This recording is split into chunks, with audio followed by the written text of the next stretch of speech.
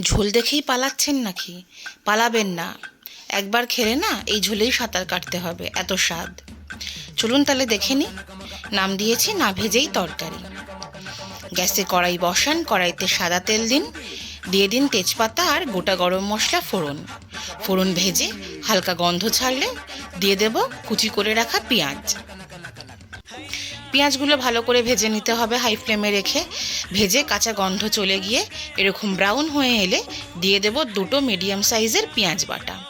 পেঁয়াজ বাটা দিয়েও ভালো করে নেড়ে চেড়ে নিয়ে কাঁচা গন্ধ চলে গেলে দেব আদা রসুন টমেটো একসাথে পেস্ট করে রেখেছিলাম সেই পেস্ট, 1 চামচ হলুদ গুঁড়ো, 2 চামচ লঙ্কার গুঁড়ো, স্বাদ মতো নুন আর 2 চামচ টমেটো সস দিয়ে এবার হাই ফ্লেমে ভালো করে কষিয়ে নিতে হবে।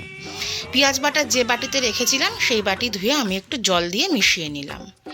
ব্যাস, ওটা ভালো করে কষে এলে এবার যতটা ঝোল আপনারা খাবেন সেই পরিমাণ ঝোল দিয়ে ভালো করে মিশিয়ে নিয়ে হাই ফ্লেমে 10 মিনিট ফুটিয়ে নিতে হবে, যাতে ঝোলের পানসা ভাবটা কেটে যায়। ভাবছেন তো কিসের ঝোল? শুধু ঝোল কি না? না না, এবার দেখুন। এবার বাটিতে ঢালুন, দিয়ে গ্যাসটাকে লো ফ্লেমে রেখে ঠিক মাঝখানে ছেড়ে তারপর গ্যাসটাকে আবার হাই ফ্লেমে করে দেবেন। এটা একটু শক্ত হয়ে এলে ওটাকে মাঝখান থেকে খুন্তির সাহায্যে সরিয়ে নিন। আবারও ঠিক ওই সেম প্রসেসে দিয়ে দিন। ছাড়বেন গ্যাস লোতে রেখে, ছাড়ার পরে হাই করে দেবেন। এভাবে সব ডিমগুলো দিয়ে নিন, দিয়ে ফোটাতে হবে 15 মিনিট। 15 মিনিট পর ধনেপাতা কুচি ওপর থেকে ছড়িয়ে দিন।